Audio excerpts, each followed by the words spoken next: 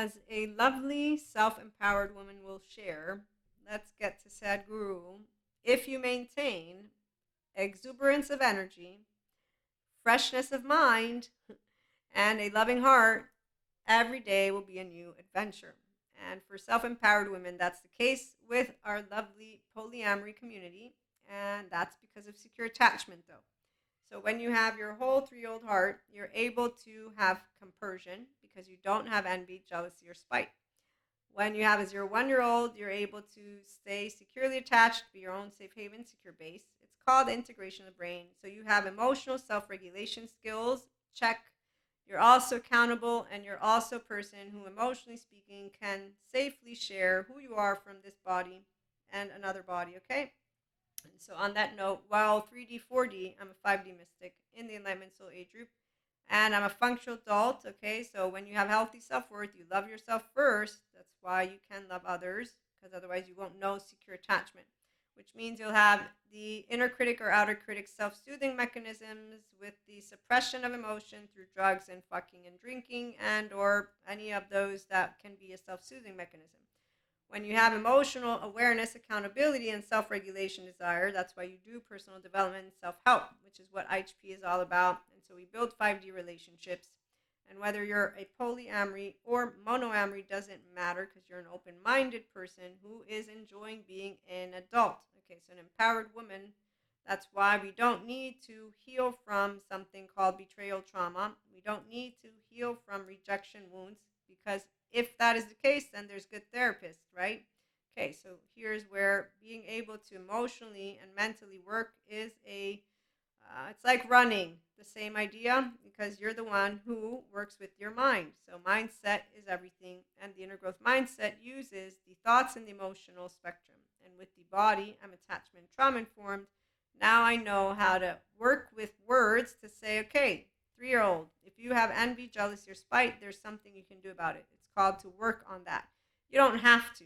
Your motivation, and it depends on you and if you want to access your restorative embodiment. Okay? And so with that being said, I'm also the Woo Woo Pseudoscience podcast host, bringing human, spiritual, and spirituality elements. So I respect my academics. This is subjective stuff, all of it. And when you see qualitative, there's a difference between quantitative and qualitative. If you need it to be explained, I can gladly, but for quantitative, you want to go and look for peer-reviewed academics, research, a bunch of different ways. I'm master's degree.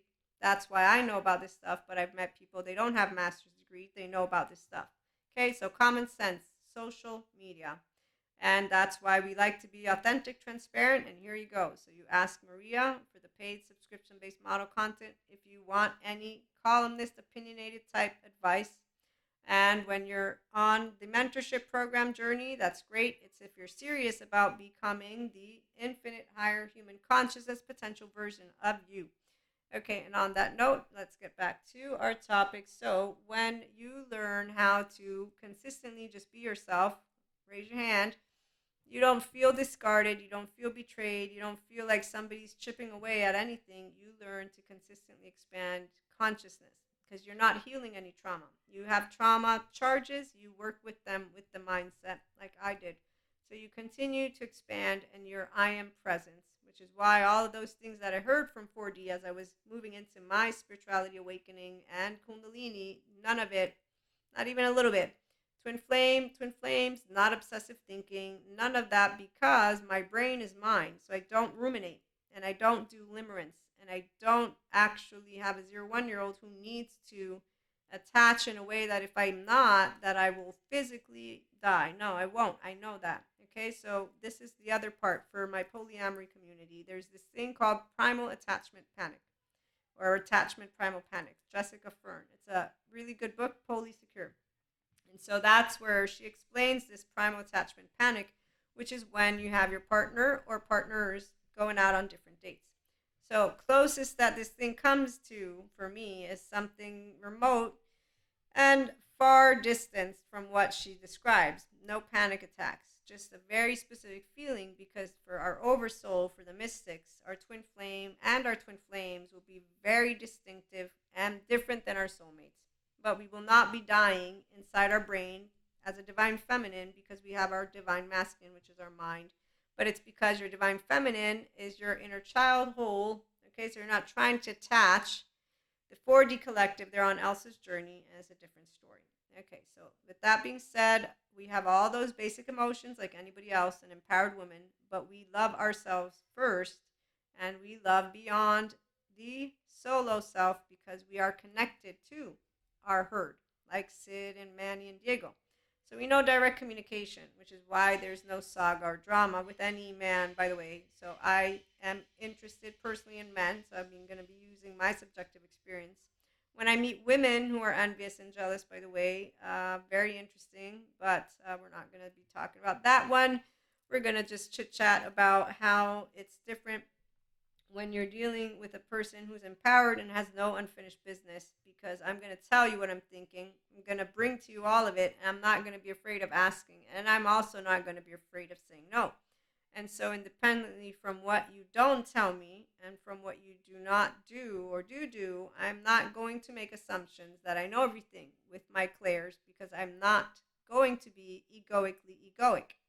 Okay, so 4D think that clairs, telepathy, and that picking up on our spheres on each other is something called I know everything. In fact, they think they know everything. And a actual empowered person will know I don't make assumptions. And that's because that's prefrontal cortex material.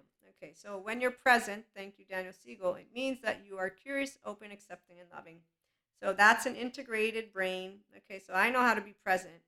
And when I'm present with you, I'm going to be attuning to you.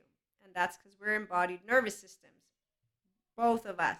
My nervous system won't lie to you, and yours won't lie to me.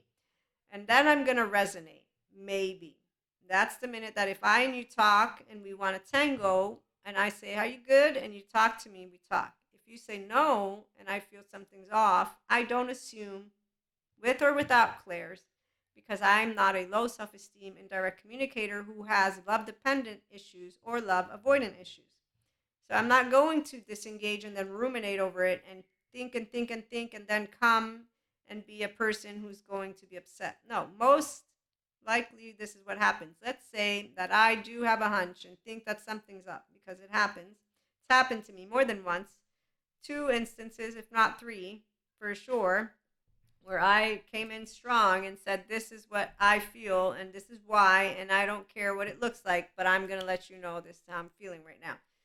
And the difference, though, is that I'm letting you know, and I'm not accusing you necessarily, although the tone might not be something that you'll pick up on, because if you're sensitive on the other end, my approach will have had your inner world be reactive. And so let's say you have trauma from childhood and you have no awareness of it, and so you have a freeze response. I'm not going to know that, me, the human being on this end, and you might not know that if you're not a person who's on a good healing journey with EMDR, child parts work, and somatics. Okay, so if you take no ownership of your own emotional stuff and you then shut down and you allow maladaptive child behavior to be your go-to, here's why discard, ghosting, in and out, and all of that stuff happens. So for me, independently from what has in the past, I can tell you that as attachment trauma informed person, now that I'm knowledgeable, I'm quite aware that if I'm dealing with someone, I notice those subtleties. And now that I know words, I keep it for myself, and I know how to leave it alone, so that a person, if they have any of that unresolved business as it comes up, I leave them the space that they need to reconsider and evaluate. But I also know that if they don't bring to me what's going on, that means they are not taking ownership of their emotions and their thoughts. And that's not for me to take ownership of. And so when a person, man in my case again, is inconsistent, I don't consider it a discard. I don't consider it ghosting. I don't consider it betrayal. I don't consider it you doing anything wrong. No. Today I know that whatever it is, you don't know how to love. And that's it. Because I know how to love myself. So I'll know how to address the situation. I'll address it how I want. I'll hear what you have to say. And if you are a person who doesn't know how to speak up, that's your stuff, not mine. And I'll use an example as we close on out. So when given explanations, I take the explanations. So in those instances where I was reactive, I wasn't reactive. I was actively saying, this is how I'm feeling, this is what I'm thinking, and I'm just laying it out thick. And I take ownership of all of it. Okay, so I take ownership of the emotion because I'm aware of my emotional plane as it's coming up, because I'm coming to you with my emotion. So I know it's going to taint my words, and I know it's going to come off. And that's why the engaging response is going to be accepted. If you do any of that gaslighting stuff, I will make sure to address that. And that's because I will know what you're doing because of how you're going to present to me the equation. So again, this is not where we are going to be trying to be right or wrong when you're a functional adult. So empowered women and men, they will continue what is a tango and maybe a little bit of a jigsaw puzzle, if you will. But the point is that the relationship keeps moving forward because the two people don't cancel and block and then not talk about it. No, it comes to full circle, and therefore the harmony is achieved. And that is the number one difference with the functional adult love language versus the maladaptive, who is trying to prove they're right, and then they leave and they stay separate and they don't continue a recalibrated relationship, which is instead why for the divine feminines of a 5D mystic community, we don't cut anyone out. We don't have this whole no contact, the whole twin flame. It all depends on the interactions with the people. And it's not something that is mathematical, by the way. It's something that is independent and unique. And the last story is when I have met people who don't know how to say what they're thinking, and I figured out because somehow the truth comes out. I will address that I'm sorry that they felt uncomfortable to not be able to say something, and I will apologize, not because I'm wrong, but because I will know that they will have had a challenge in telling me something out of awkwardness.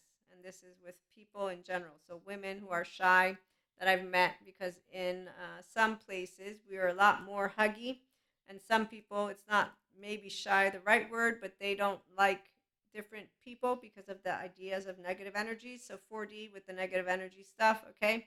But still, because of knowing how to respect people's space, when you figured out that somebody feels or has felt or did feel awkward, and what happens when you apologize, and what happens when you respect their space. What happens to any 3-year-old who gets told, I see you, I'm so sorry that I did not soothe you, meaning that I had you feel uncomfortable. It was not my intention. And again, it's not because of right or wrong. The only people who think of things in right or wrong are the teenager maladaptive attitude. That's the maladaptive child who's self-bridled expression. They're being reactive. The right or wrong is the important part, and that's the left mode. And so that's not bilateral integration. You're not trying to create intimacy with another person. You're actively wanting to be right like a 3-year-old would want. The difference is you're not aware of it. If you're not taking that ownership of there's likes and dislikes in any relationship, that's the whole part of tangoing. And even if it gets spiky, you still tango. It's not a boxing match. It's not a let me watch my back.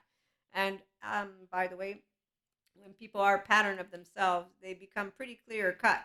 There's no moving out of a pattern, especially if you're unfortunately doing something which is the negative cycle, because you're going to be the same over and over and over again. It's only if you're expanding consciousness, so you're healing your trauma, you're healing your maladaptive child, and you're healing it with relationships that are safe haven, secure based.